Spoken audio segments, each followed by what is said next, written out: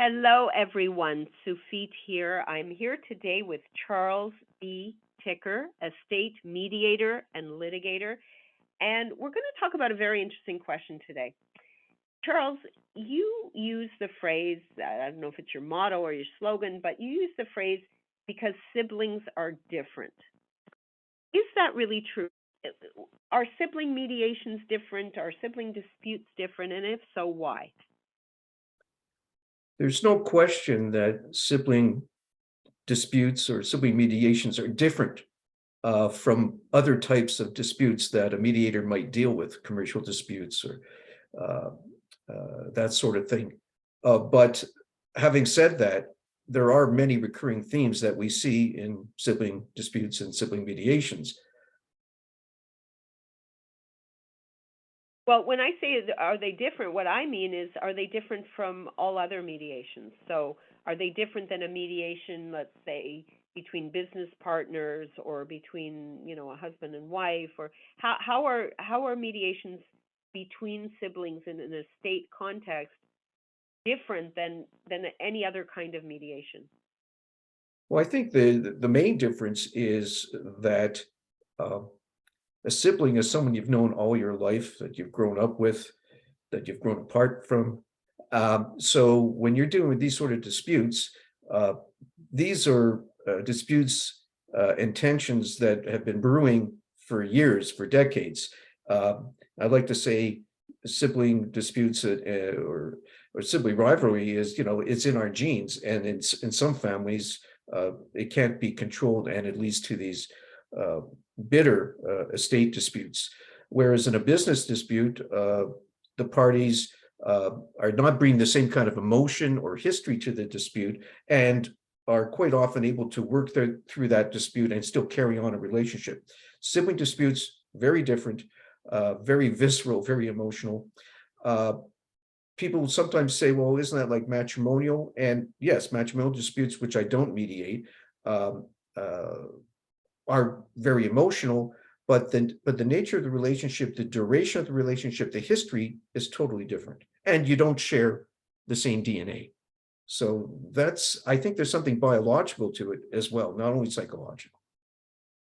Well, and isn't it also true that it's your brother that you're fighting with about Dad's cottage?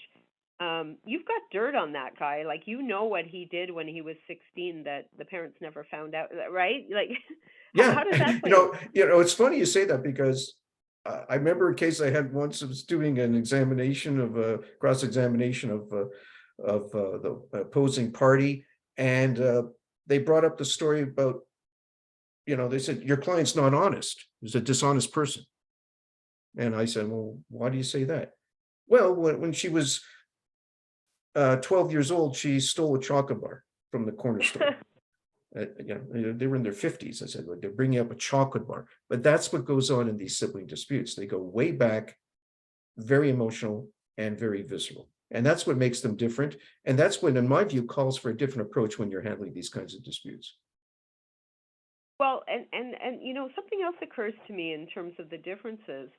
If you're mediating a dispute between, two business people or even a husband and a wife, um, eventually, when the dispute is over, when the mediation is over, they can go their separate ways if they want, right?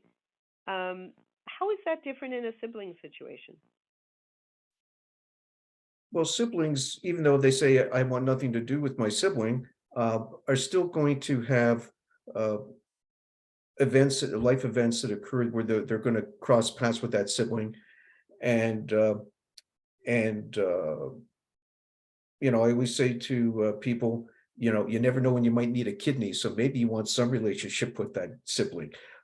Sibling relationships are just different, and you have them from birth. And as much as you may want to distance yourself from a sibling, you can never escape the fact that there's this person out there that is your brother or sister, and your paths may cross.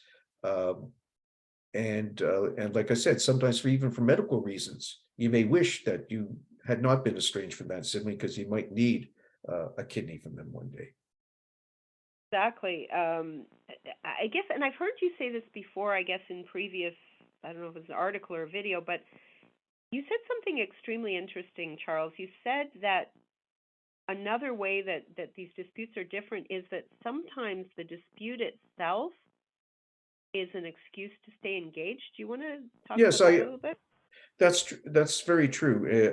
I really believe this is that sometimes the only way they can relate, siblings can relate, is through negativity, fighting, and they don't want to end the dispute because if they do that, they end the relationship with their sibling. It's a toxic relationship, and yet it just something that they want to continue because that's the only relationship they've had for years, and that's part of their psyche, part of their life, and I think that's what's going on in a lot of these disputes.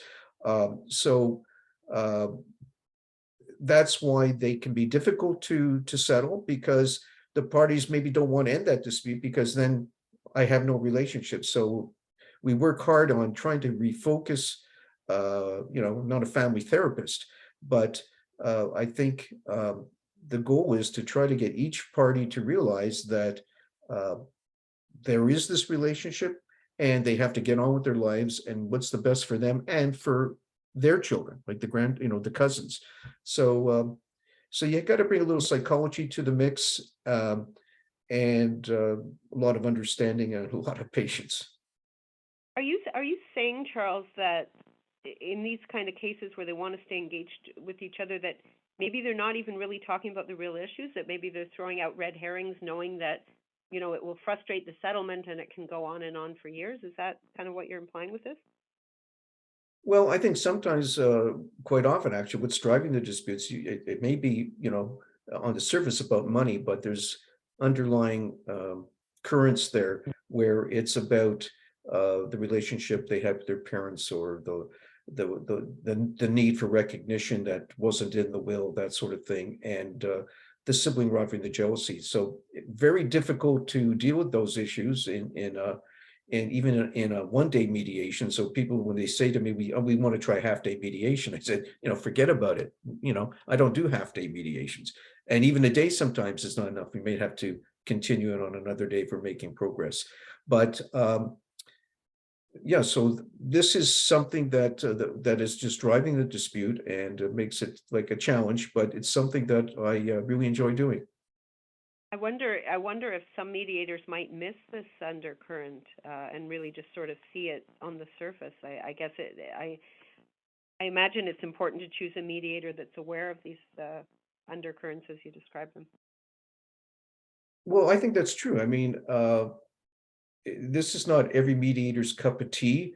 Uh, uh, and you have to be patient. You got to be prepared to take the time to uh, work with the disputing parties to get a sense of where they're at, where they're coming from.